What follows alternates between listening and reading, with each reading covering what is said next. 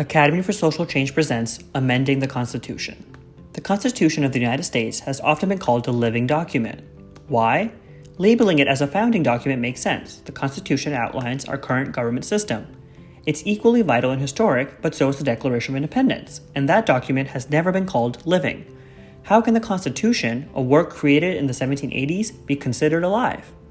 The American Constitution is considered a living document because of its ability to change with the times. This is done by passing amendments. An amendment, generally speaking, is any change added to improve something.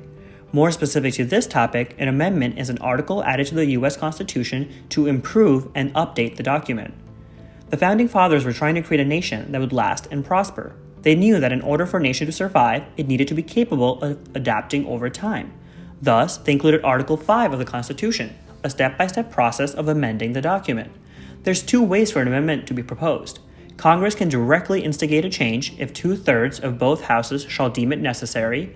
This means that 2/3 of the Senate and then 2/3 of the House of Representatives, or vice versa, need to vote yes on the amendment for it to even be considered being added to the Constitution.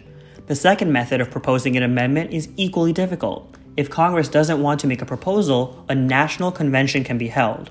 If the convention is called for by at least 2/3 of the states, and then the amendment is approved by the gathered delegates, the amendment is considered proposed.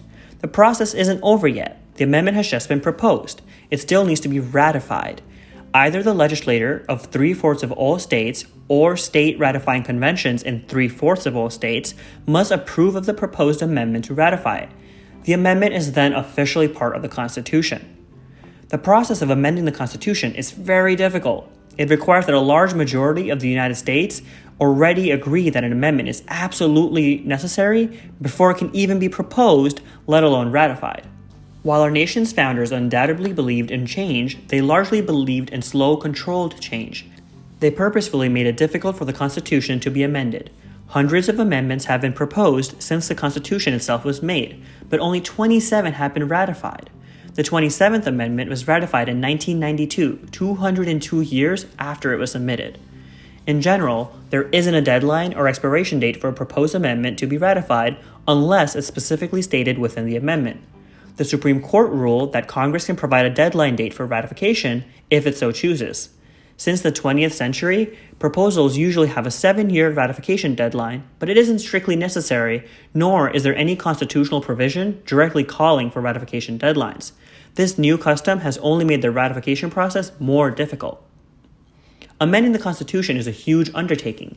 It's specifically designed to be difficult so that only changes that are vital to the entire country are made.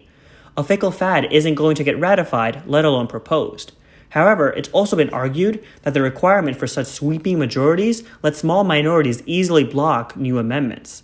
There's been plenty of debate over changing the amendment process so that its requirements are more manageable, but that would require its own difficult-to-pass amendment.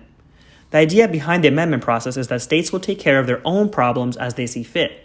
For the federal government to get involved and make sweeping changes that will affect the whole, a majority of the whole nation should be behind said changes. This unfortunately means that the battle for adding an amendment is a long, painstaking battle, but it also means that the amendments that do get added are agreed to be fundamentally good and necessary to our nation. Now it's your time to think further. Do you think the requirements for amending the Constitution should be easier? Why or why not?